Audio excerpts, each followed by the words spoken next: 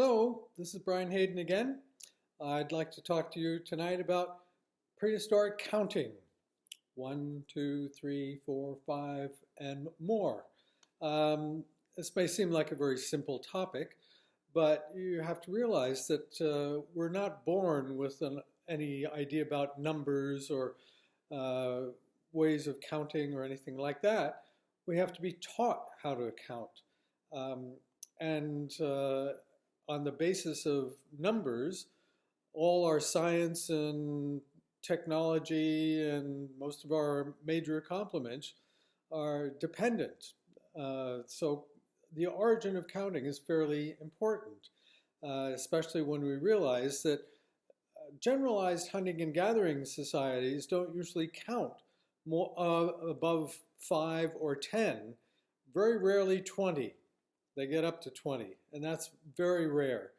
And so this may seem like a strange thing, but you have to realize that they don't need to count. They don't have technology that's dependent upon mathematics or arithmetic or anything like that.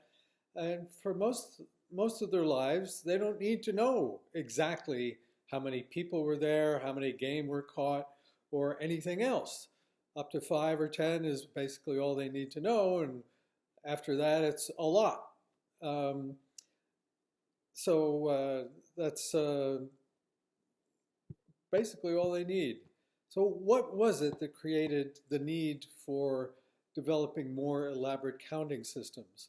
We know that even babies and other animals, they can distinguish a number of objects up to about 3 or 4 maximum.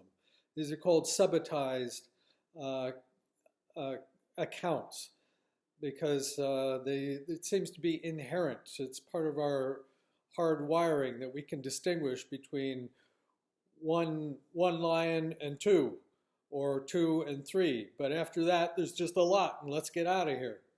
So that's the big question is, why do we go on and develop all these more elaborate concepts like hundreds and thousands and millions of objects and then start counting them and sorting them and things like that? And when did that begin?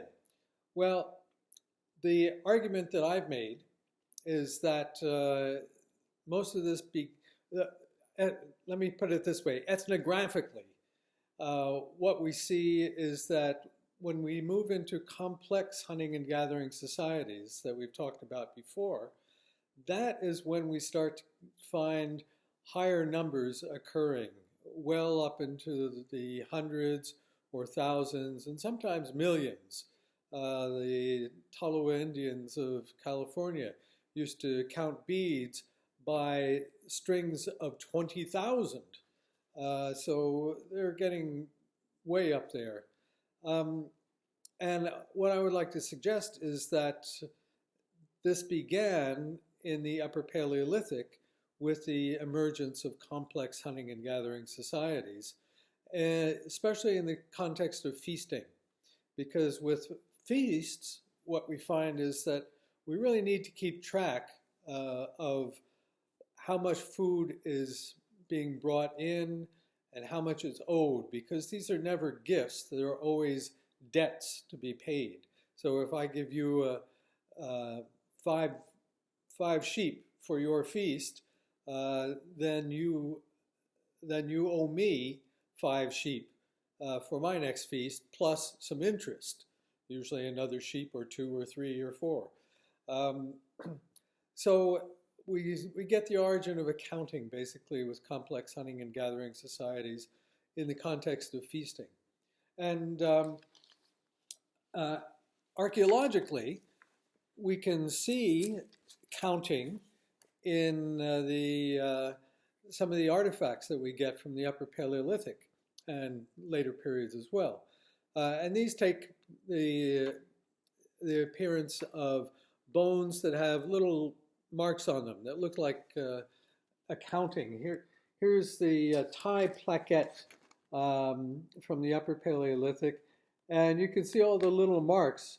It's hard to interpret this as anything other than a account of something, and something that somebody wanted to keep track of, keep an account of.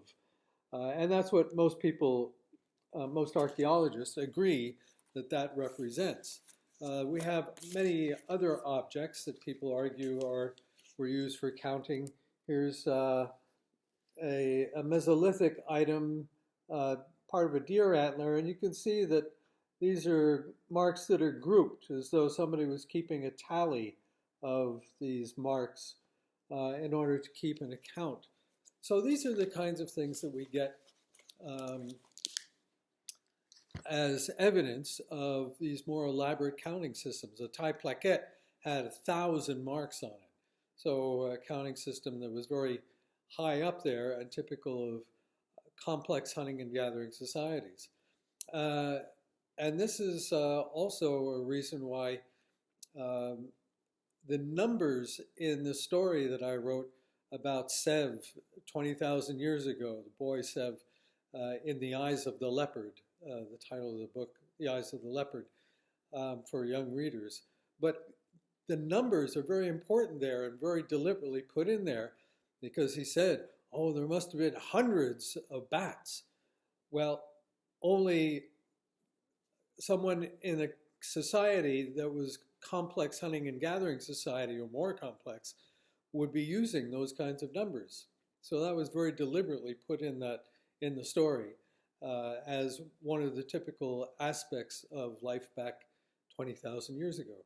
So if you're interested in more about life 20,000 years ago, maybe you can pick up a copy of the book and take a look. Okay, I'll talk to you more about other topics of interest next time. Take care.